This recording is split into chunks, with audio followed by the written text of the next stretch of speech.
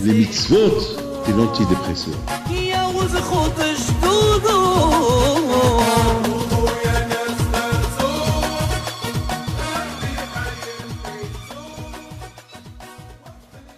Avec votre permission, je shoot Rav Malka, c'est lui qui m'a poussé à venir vous donner un petit shiur. Alors, on a lu un peu des parachutes ces derniers temps.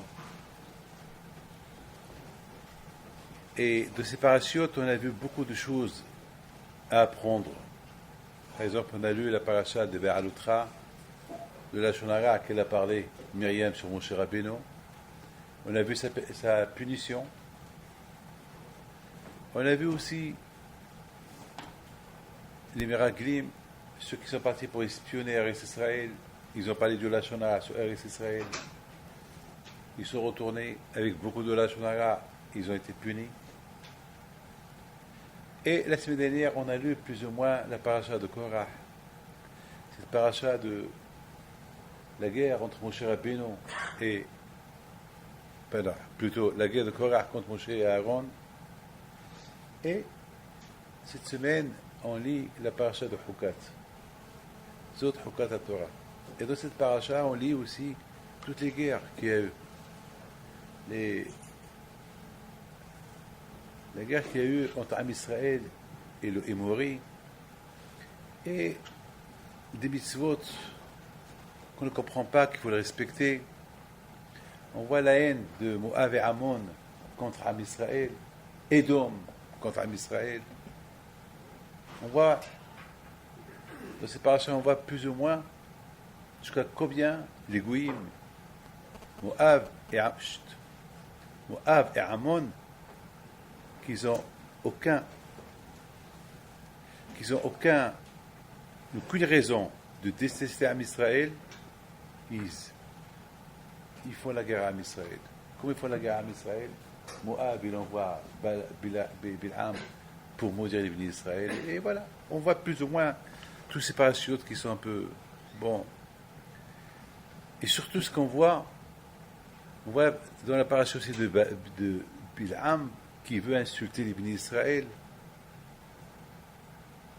Tout ça, ça nous donne à réfléchir. Tout ça, ça nous donne à réfléchir. Ça nous doit réfléchir quelle est les leçons, c'est quoi le message, qu'est-ce que nous on a à apprendre de tout cela. Ça me dérange ça, ça me dérange. Je ne sais pas que vous voyez, ça me dérange.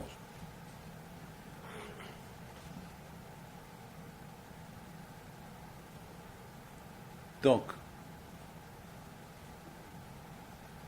qu'est-ce qu'il y a à apprendre de ces parachutes-là?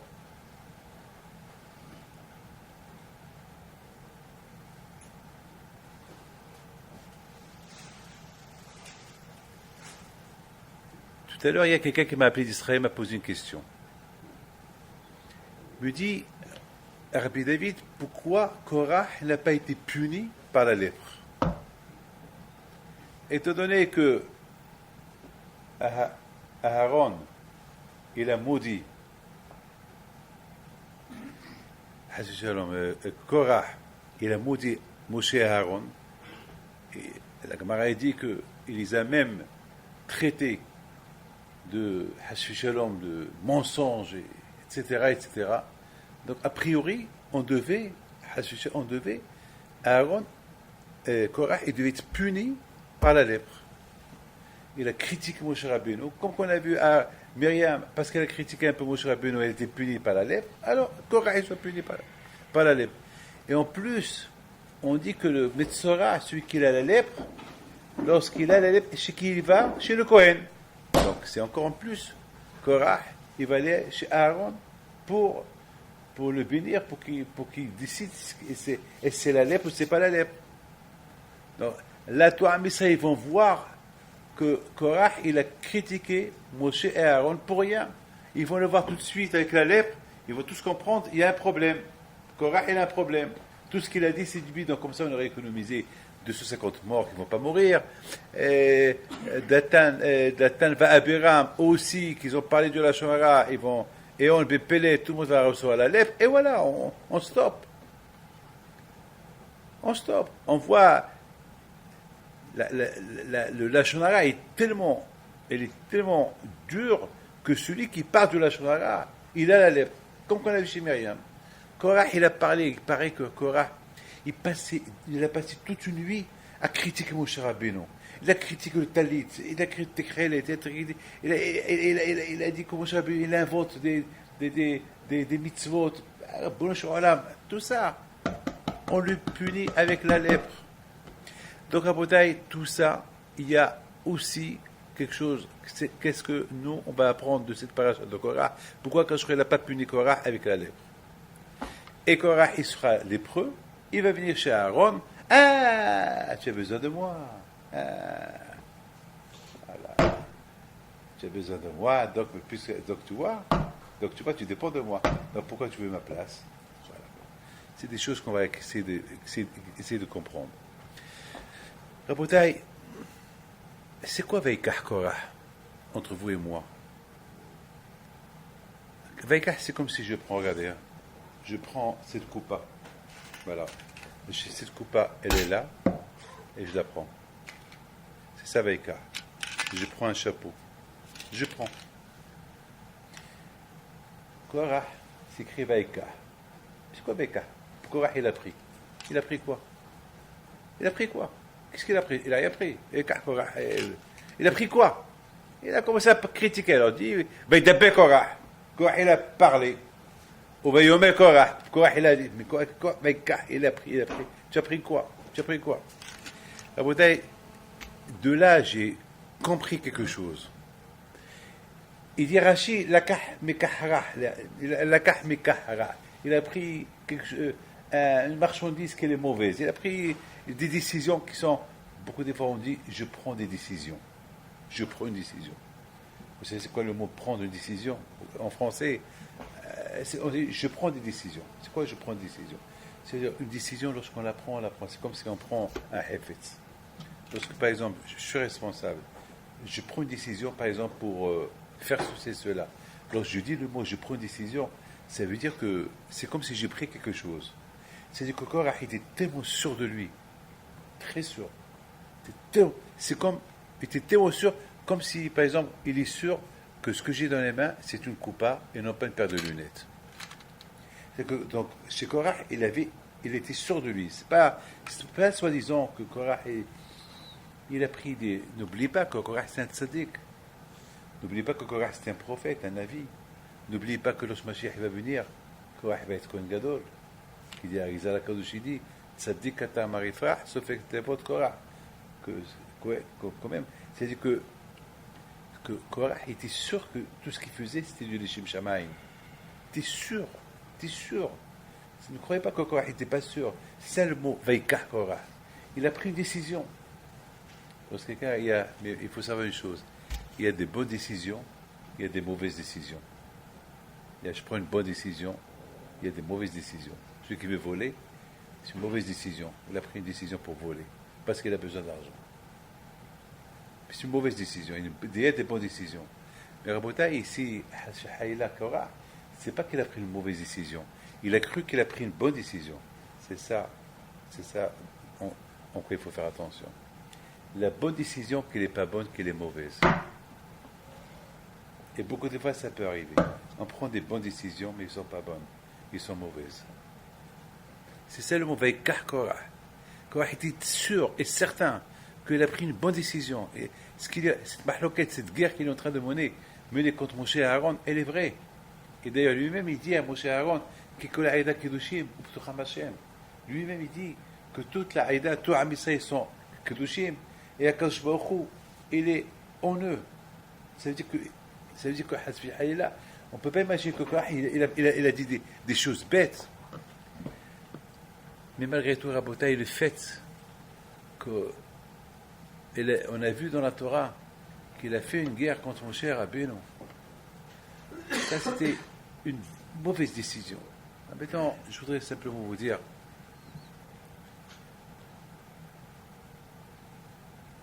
comment Korah est arrivé à ça? Et de là, mes amis, j'ai pris une décision de dire une phrase dure. Je peux être un gadol, je peux être un gaon, je peux être un tzaddik, je peux être Menos Aaron, je peux être parmi ceux qui lèvent le Aaron à Kodesh. Je peux connaître tous les chasses par cœur. Je peux être parmi ceux qui connaissent tout, et je connais rien. Je connais rien. Shemishmor. On peut être Menos Aaron. On peut être parmi ceux comme Korah, Menos Aaron, qui lève le Aaron. Celui qui touche le Aaron, à Kodesh, il est mort. Et à Korah, il était parmi ceux qui lèvent le Aaron à Kodesh, il n'est pas mort.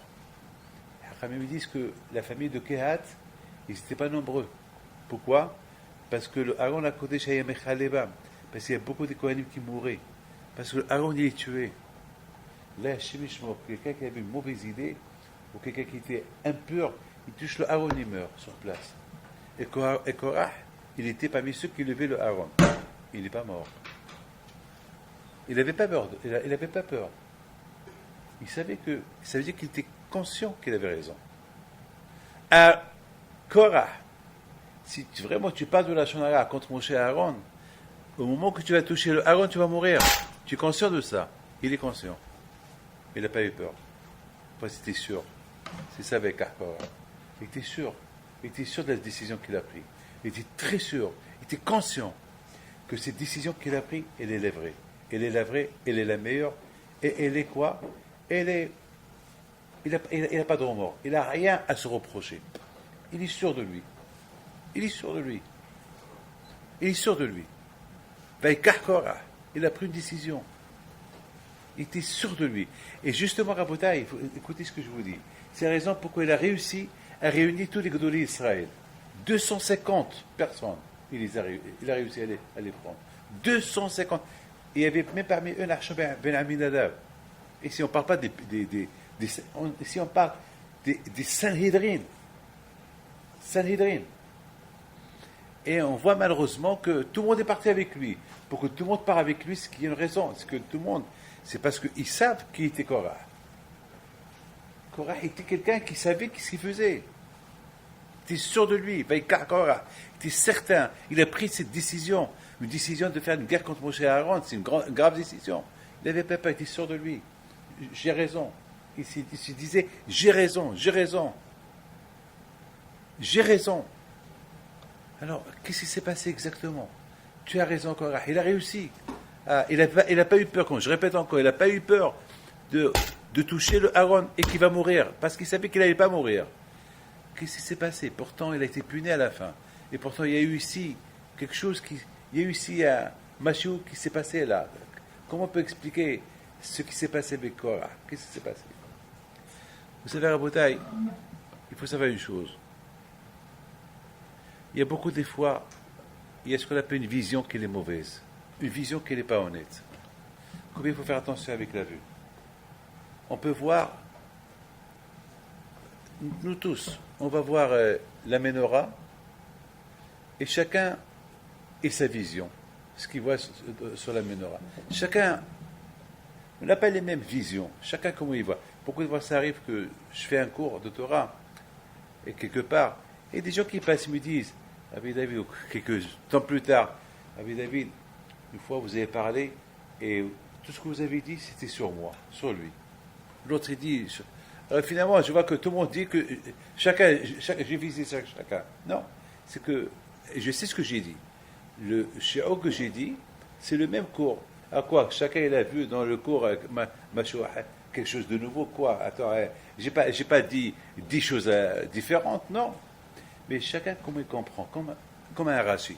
Un Rashi, comme il y a des milliers de Bnei Torah, ou des milliers de Bnei Torah, chacun va expliquer ce Rashi à sa manière. Comment il a compris ce Rashi. Chacun, il a sa manière, comment on voit les choses.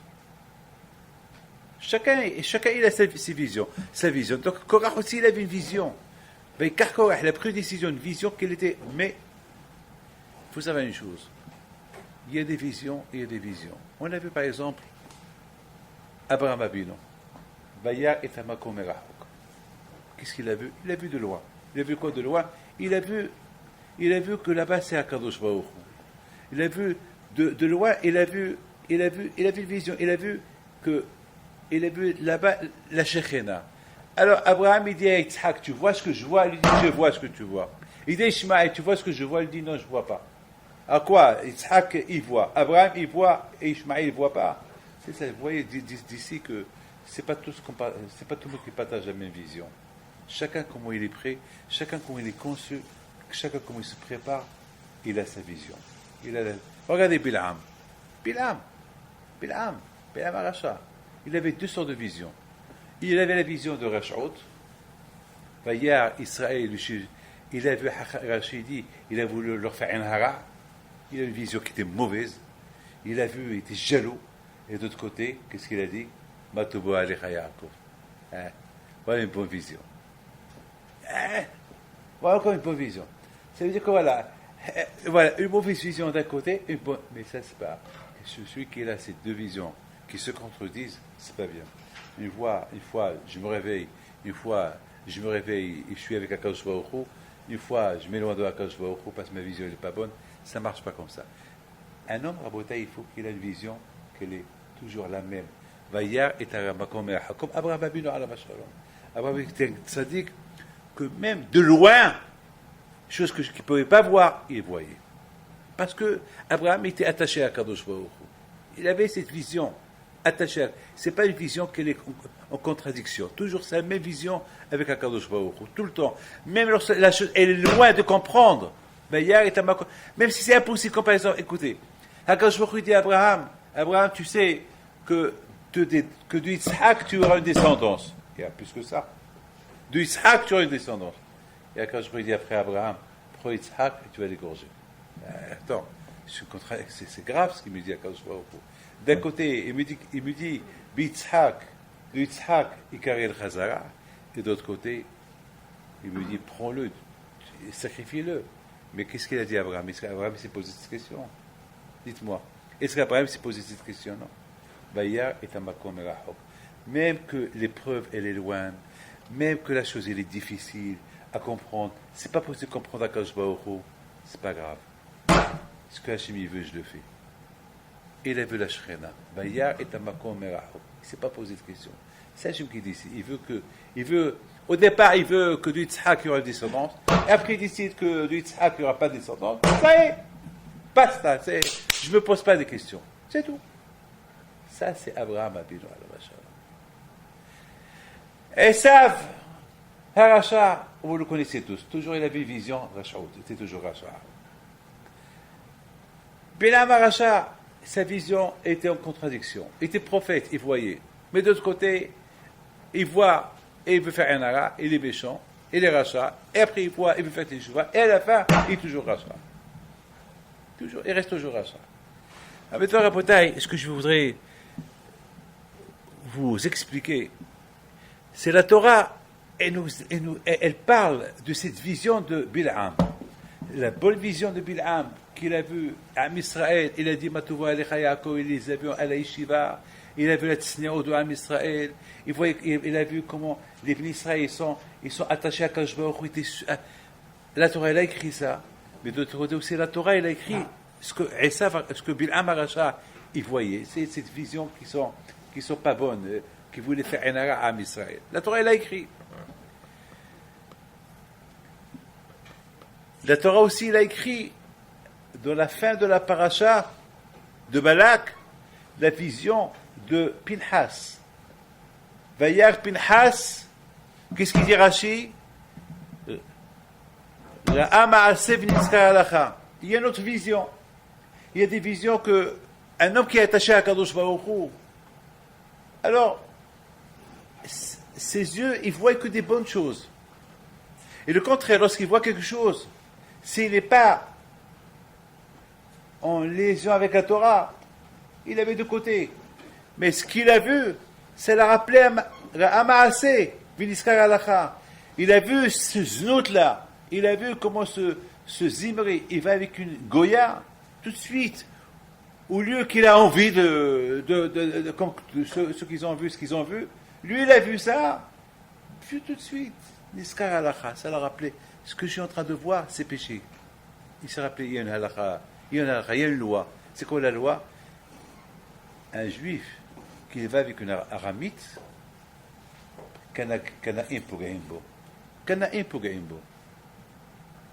Kana'im pugaimbo. Ça veut dire que les gens, ceux qui aiment Akadosh Baruch Hu, il faut qu'ils vengent Akadosh Baruch Hu. Combien on doit prier toujours que ce qu'on voit avec nos yeux. Tout à l'heure, je venais de chez le médecin tout à l'heure, en venant ici tout à l'heure. Vous savez, c'est l'été aujourd'hui, hein. Les rues, ils sont sales, très sales. Il fait chaud dehors. Et il n'y a pas de sniout. Et là où j'ai été, c'est en plein centre de Paris. C'est ma mâche Gilor Ariot total. C'est-à-dire qu'il n'y a rien à voir. Il n'y a rien à voir, ni à gauche ni à droite. Il n'y a rien à voir. Il n'y a rien à voir. Un homme, mais de l'autre côté, c'est pas possible de ne pas voir. Vous êtes réaliste. C'est pas possible de ne pas voir. Tu es obligé de sortir de la voiture, tu es obligé de marcher sur le trottoir, et tu es obligé de voir, même si tu peux pas, sauf si tu fermes tes yeux, sauf si tu fais l'aveugle, c'est tout. C'est pas possible. C'est pas possible. La bataille, il faut arriver à ce que Ra'ama'ase v'niska halakha. C'est de ma tête, il y a un halakha, c'est péché de voir. Vous avez compris? De ma tête, il y a un halakha, c'est péché de voir. J'ai vu, mais j'ai pas cherché à voir. J'ai vu. Ra'ama'ase, j'ai vu. Je vois des gens qui se promènent dans la rue qui sont mal habillés. Avant niska halakha, je sais qu'il y a un halakha. Il y a un halakha qu'il faut avoir, mais je cherche pas à voir. Alors cette halakha-là que tu es en train de penser que c'est péché de voir, elle va te protéger. Elle va te protéger. Vous voulez être protégé de ce que vous voyez? Il faut toujours se rappeler que c'est péché de voir. Rama'ase, v'niska halakha. Je marche dans la rue, je n'ai pas le droit de voir. Mais je vois des marasim, je vois des gens qui se promènent, je vois des femmes qui se promènent, mais je ne cherche pas à les voir, je suis obligé de marcher. Mais le fait que tu te rappelles, tu penses qu'il y a un halakha, il y a un halakha. Et cette halakha-là, ce péché de voir, cette halakha va te protéger. Béouna chez les mains, je dois la parole d'honneur. Ça m'aide beaucoup, ça. Ça m'aide. Pour moi, c'est un hidouche que j'ai eu. Et je crois que je l'ai eu, j'ai pensé à ça il y a quelque temps, et ça m'aide beaucoup. Écoutez, je reçois des femmes du matin au soir. Je monte dans les avions du matin au soir. Je suis toujours dans les trains. Je suis toujours dans les gares, dans les aéroports. Il fait chaud. Il fait très chaud. Les femmes ils sont mal habillées. Mais je sais, il faut toujours, je pense toujours ce que j'ai appris de Pinhas. Ra'ama'ase v'niska halakha. C'est tout. C'est tout. Lorsqu'on va être protégé de ce qu'on voit, il faut toujours penser à la halakha. Tu sais, David, tu n'as pas le droit de voir. Je sais, je n'ai pas le droit de voir. Puisque le fait que tu penses que tu n'as pas le droit de voir, quand je va t'aider à ne pas avoir des mauvaises idées. Et tout ça, pourquoi je vous dis tout ça? Pour vous dire, c'est quoi la vision? Il y a des bonnes visions qu'on peut voir. Et ça, comme que Abraham Abino, tout ce qu'il a vu, Abraham, ça l'a aidé pour, le contraire, ça l'a aidé pour se rapprocher à Kadosh Baruch Hu. On voit Bil'am, Harasha, il vivait en contradiction avec lui-même. Il voit des mauvaises choses, il voit des bonnes choses, il s'attache aux mauvais, il s'attache à des bons. Voilà, alors toi, il ne soit pas comme lui. Voilà les limoutes, voilà ce qu'on peut apprendre de ces parachutes-là. Il y a des choses à apprendre. Il y a des choses. Qu'est-ce que j'apprends de Pinhas? Voilà, en plein été. Qu'est-ce que Rabotaï, je peux apprendre? Qu'est-ce que je peux apprendre maintenant de Korah? Korah, Bémet, c'est de la folie, Korah. Qu'est-ce que je peux apprendre? Eno et Ato. Il y a une Gemara qui dit, il s'est trompé avec ses yeux. C'est-à-dire qu'il a vu. C'est un prophète, Korah. Il a vu que de lui, il va sortir celui qui représente Moshe et Aaron. Il a vu Shmuel qui sort de lui. Alors il a dit, si de moi, il va sortir Shmuel, alors moi qui j'en suis? Voilà ce qu'il a vu. Mais attends, Korah, réfléchis un peu. Toi, c'est toi, Shmuel, c'est Shmuel, mais dans sa tête, il a vu. C'est-à-dire que, tu peux être un tzaddik, et tu peux être menosré à Aaron, tu peux être parmi ceux qui lèvent le Aaron, et tu peux te tromper. Tu peux te tromper. Une petite marchava, tu peux te tromper. Tu peux te tromper. Ça arrive. On peut se tromper. Comment ça arrive? Ben, ça arrive à Botaï, c'est lorsqu'il y a un peu de négia ishit. C'est quoi une négia ishit? C'est quoi une négia ishit? Nous, en français, un intérêt personnel. Une négia ishit. Un intérêt personnel. Un intérêt personnel.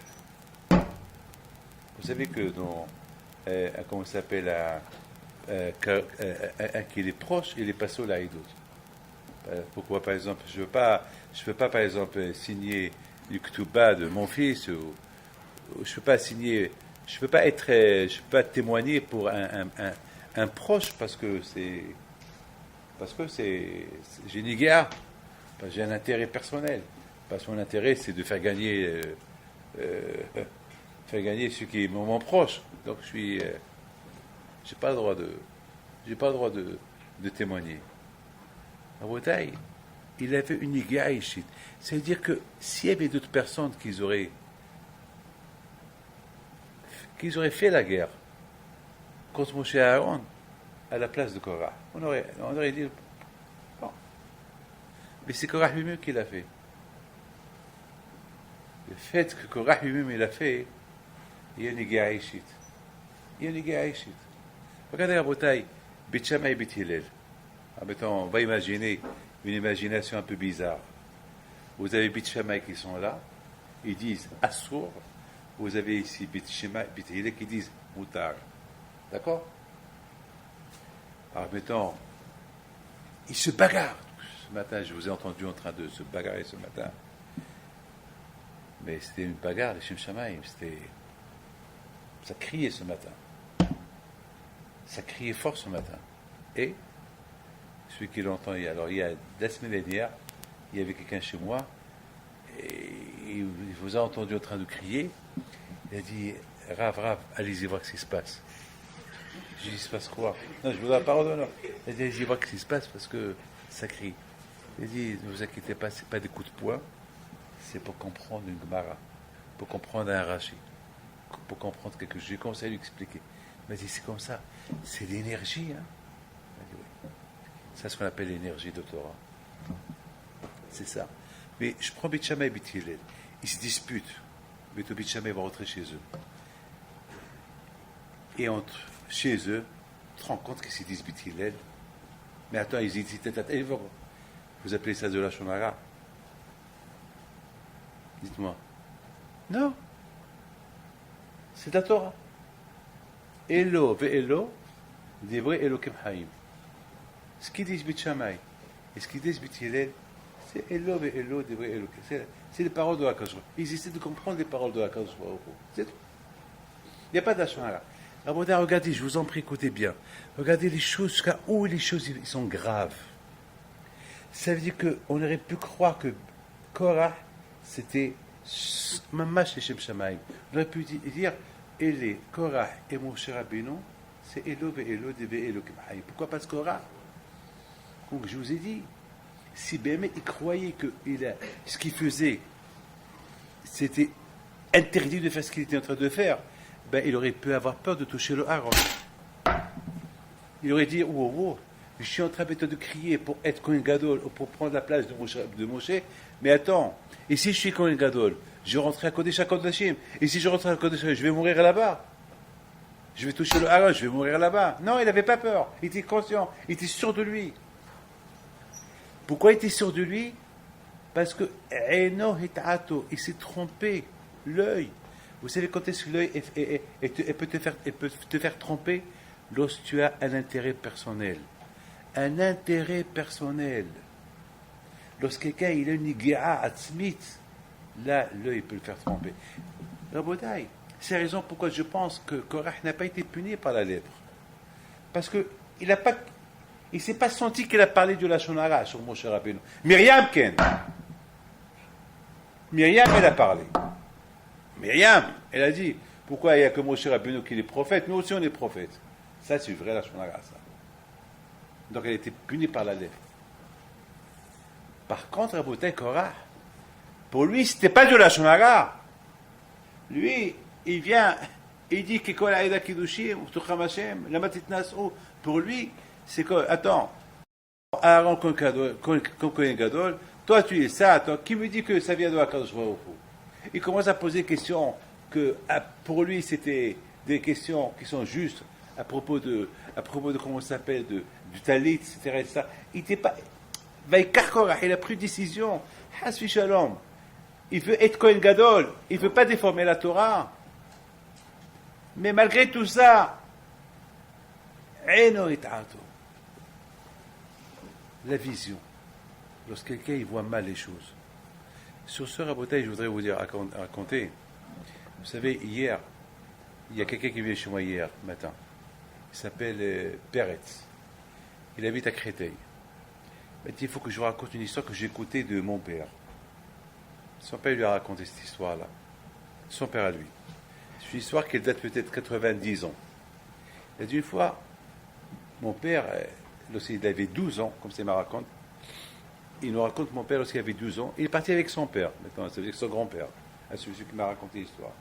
Il va avec lui à là où ils vendent des tissus à Casablanca. Et pour acheter du tissu, je ne sais pas quoi, c'était un commerçant de tissu, son grand-père. Et voilà Rabbi Haim Pidot, grand-père, qui arrive. Il arrive.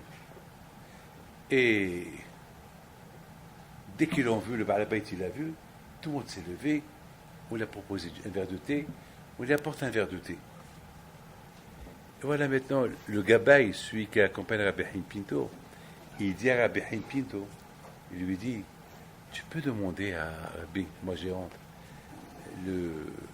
comment s'appelle, l'ouvrier du Baal Bayt, parce que lui c'est un fumeur, je l'ai vu tout à l'heure fumer, s'il peut me donner une cigarette. Rabbi Haim Pinto regarde l'ouvrier du Baal Bayt, il le regarde, et il appelle son Gabaï. Il lui dit, viens. Il dit, le pauvre, c'est un pauvre. Il n'a que 3 cigarettes dans sa poche. Et c'est un fumeur. Il n'a pas d'argent. Si tu prends une cigarette, il va lui rester 2. Et c'est pas assez pour toute la journée.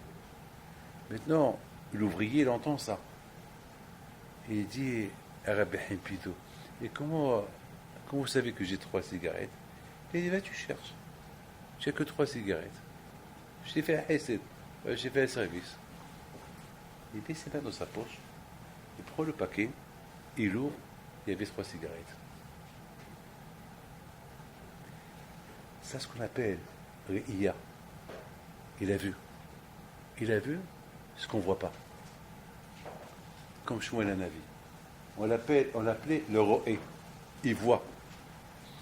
Vous savez, c'est ce qu'on appelle voir des choses invisibles, voir ce qu'on ne peut pas voir.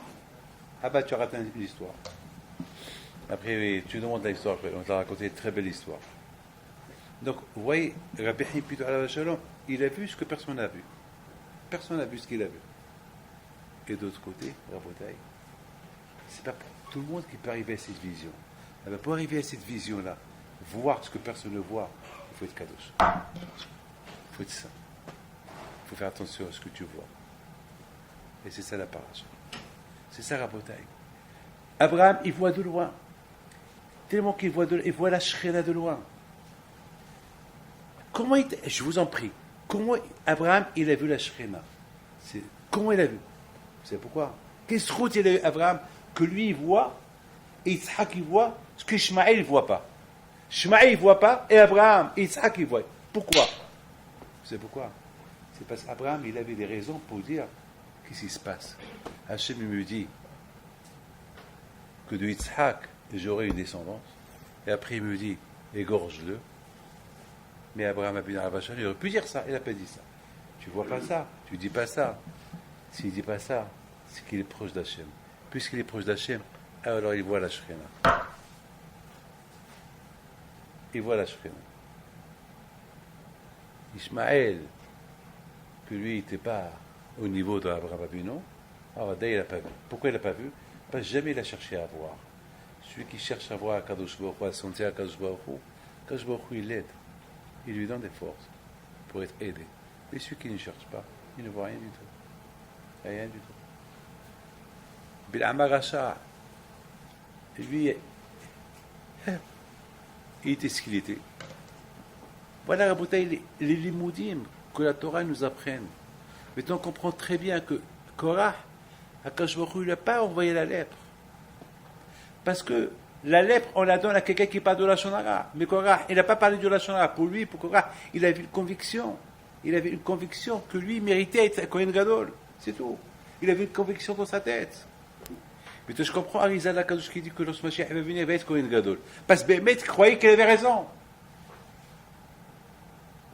Il y a une seule chose, il n'a pas eu raison. Une seule chose, au Korah, il n'a pas eu raison. Laquelle? Korah, tu es un voyant, tu vois, tu es navi, tu es tout ce que tu veux, mais cette vision que tu as vue de tes petits-enfants, ça c'est une fausse vision. Pourquoi?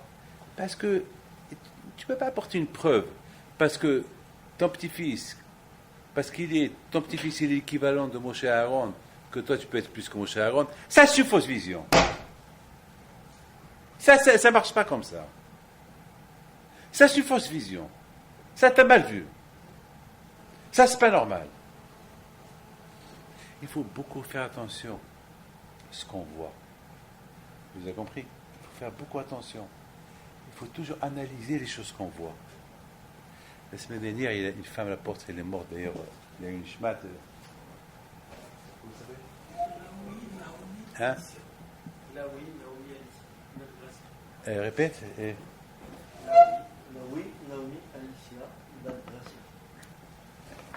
Cette femme-là, la pauvre, était jeune lorsqu'elle est morte il y a 2 semaines. Très jeune, la pauvre. Et Mskina, malheureusement, elle est. Vous savez, j'ai vu une photo à elle, un jour avant qu'elle est décédée. Son fils me l'a montré. Elle était souriante, elle n'avait rien du tout. Cette femme-là elle s'appelle Madame Laoui de l'Argentine. C'est une grande Ba'alat Hesed. Grande Ba'alat Hesed. Elle avait une émouna.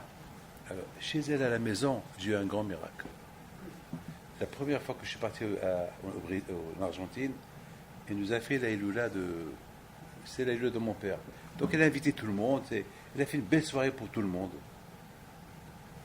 Et ce jour-là, ma fille, elle a fait une opération de la bouche. Elle avait 7-8 ans, ma fille. Et le médecin nous a dit, à 1h du matin, on lui change le pansement. Le jour qu'elle a fait l'opération le matin, donc elle a fait le pansement, donc je devais lui changer moi-même le pansement à minuit. Malheureusement, on est arrivé à la maison vers 2h du matin. Et je me suis rappelé que je devais lui changer le pansement. Ma fille Sarah, c'est la femme de Rabbi Yitzhak Saban. Donc, il s'est passé que, je crois que ma femme était avec moi. Je dis à ma femme, je ne sais pas si elle était avec moi ou pas, je ne me rappelle pas. Mais à Colpani, j'ai dit comment je vais faire, je vais arriver 2 ans en retard. Qu'est-ce qui va se passer? J'arrive et je trouve le père de Rab Saban, je lui dis,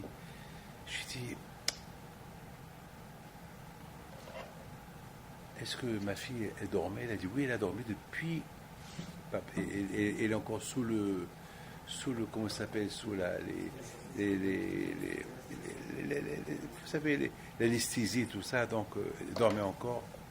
Et c'est pas réveillé, non, elle s'est pas réveillée. Je rentre dans la chambre et je vois à côté d'elle le pansement. Quelqu'un lui a changé le pansement.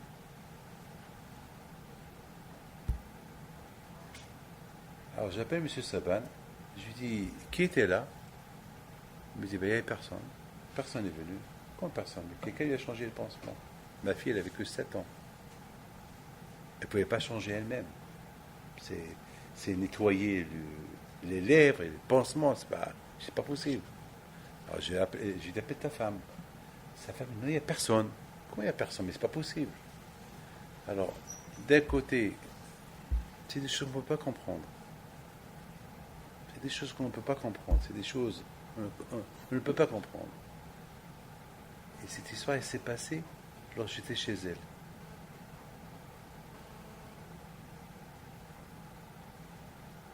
Donc, ça, je raconte cette histoire-là pour que ça soit. Aujourd'hui, c'est l'Ishlouch et Maël.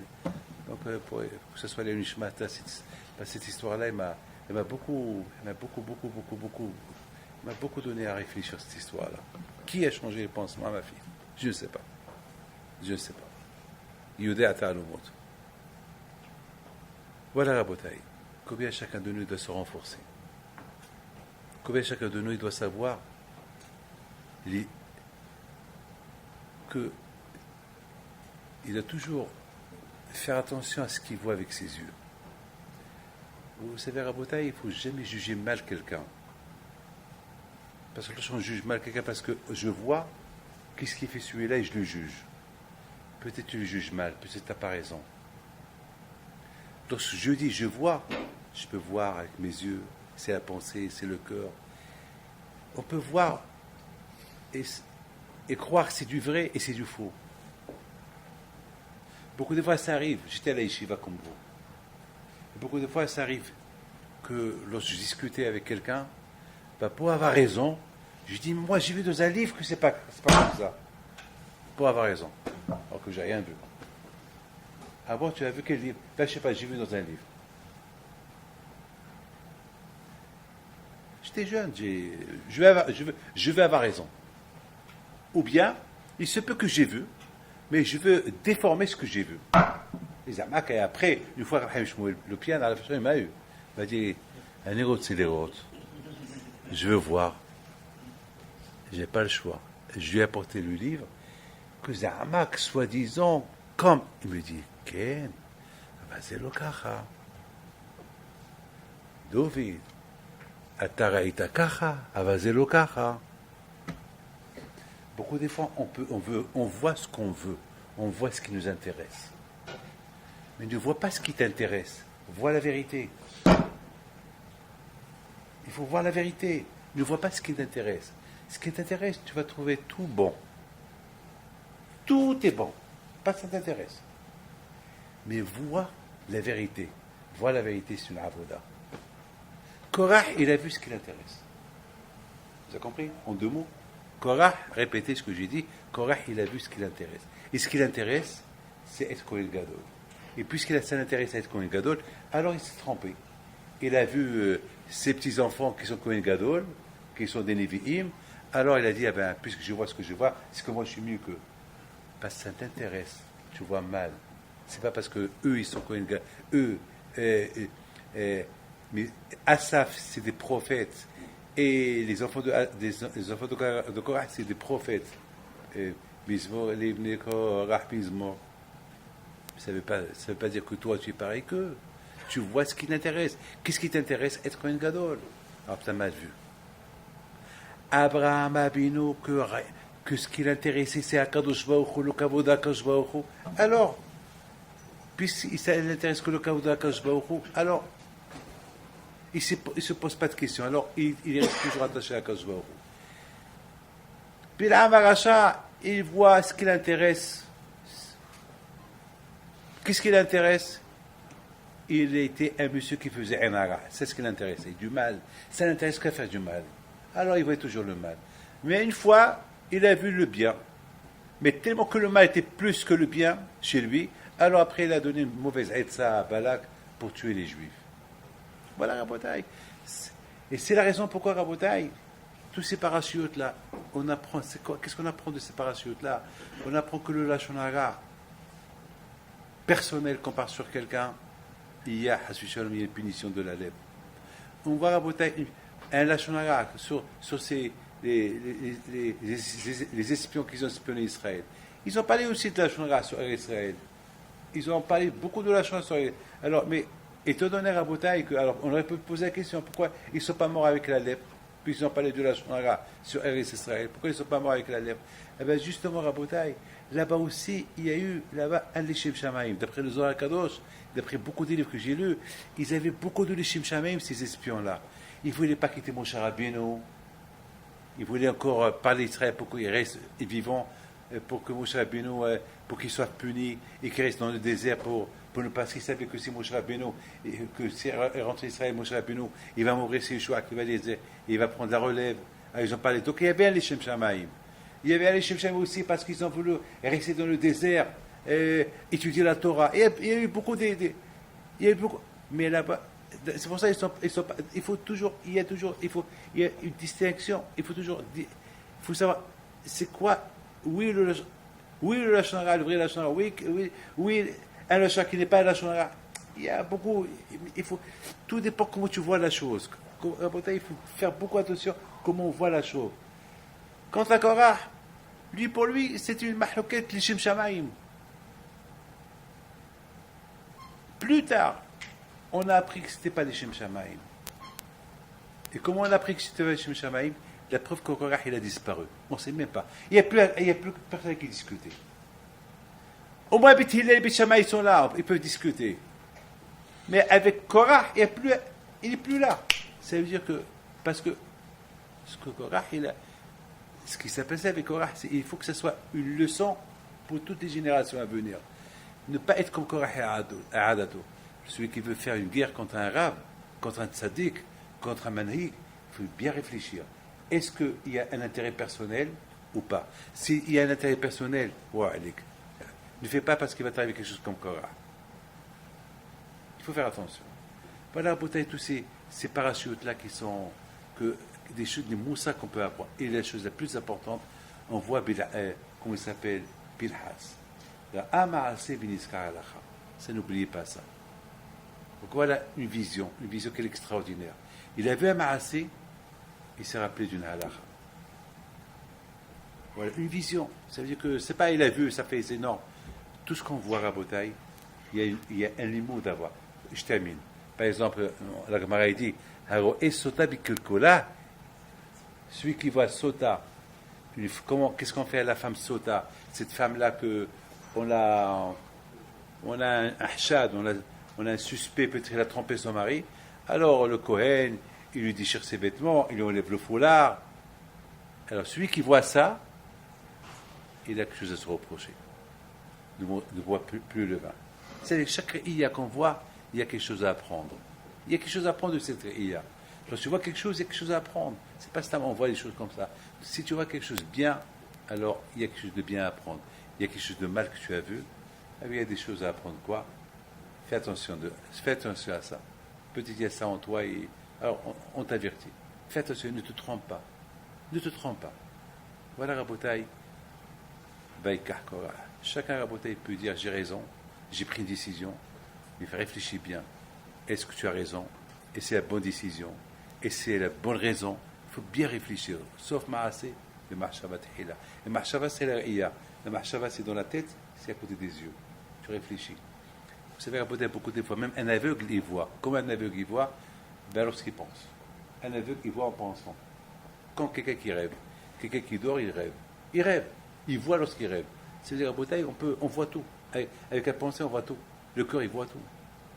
On dit que le cœur et le cerveau, ils sont les sensoriels arbera, ils voient. Le cœur, il voit, et la tête, elle voit, et elle est fromed. Voilà. La tête, le cerveau, il voit, les yeux, ils voient, et le cœur, il a envie. Donc, vous voyez que le cœur aussi, il a des yeux. Il voit. Peut-être qu'oublier, il faut faire attention. Il y a une vision qui soit toujours. Regardez. Da malima ala mimar. C'est écrit là-bas. Shiviti Hashem ligdi tamid. Da mal ayn ro'a. Ve'uze shoma'at. Ve'chom ha'asecha ma'at. Bas v'nechtabin. C'est-à-dire, tu vois ça. Da, il faut savoir. Qu'est-ce qu'il y a? Tu vois. Ve'item otus chatem ba'asitem. C'est-à-dire, il y a une vision, il faut faire attention à cette vision. Il faut que cette vision que tu vois, il faut que tu amènes quelque chose de bien, quelque chose de solide. Ce n'est pas une vision qui va t'enfoncer. Voilà mes enfants. Quand je vous aide, il vous donne faites attention, vous êtes tous des jeunes. La rue, elle est pleine de saleté. Une fois mon père à Shalom, à Marseille, il marchait, toujours, ses yeux ils étaient par terre. Je dis, papa, tu t'es pas fatigué avec tes yeux par terre? Il m'a dit, j'ai peur que je marche sur quelque chose de sale. Je dis, papa, ça va, tu marches comme ça et tu vois. Mais ça fait 3 heures que tes yeux ils sont par terre. Il dit, David, la femtis, t'as pas compris? Je dis, non, explique-moi. Il m'a dit, la rue, elle est sale. Je préfère voir le parterre, il est propre. Même si je marche sur la saleté, c'est pas grave. Je vais nettoyer la saleté qui est sur mes chaussures. Mais ce qu'il y a dans la rue, c'est trop sale. Jamais j'oublierai ça. J'avais 23 ans lorsqu'il m'avait dit cette phrase-là. Alors, tellement que ça m'a marqué que chaque fois que je vois une rue, je vois la rue sale, je pense à mon père. C'est-à-dire que je pense à mon père toute la journée. La rue, elle est sale. Je ne veux pas esquinter ma vue. Et pourtant, mon père était myope, il ne voyait pas. Il était myope, là, il ne voyait pas. Il ne voyait pas. Il ne voyait pas. Et malgré tout, même qu'il ne voyait pas, il ne veut pas voir. Il ne veut même pas voir ce qu'il ne voit pas. Vous avez compris? Il ne veut pas voir ce qu'il ne voit pas. Allez, que je vous protège, vous donne à bientôt. الحرب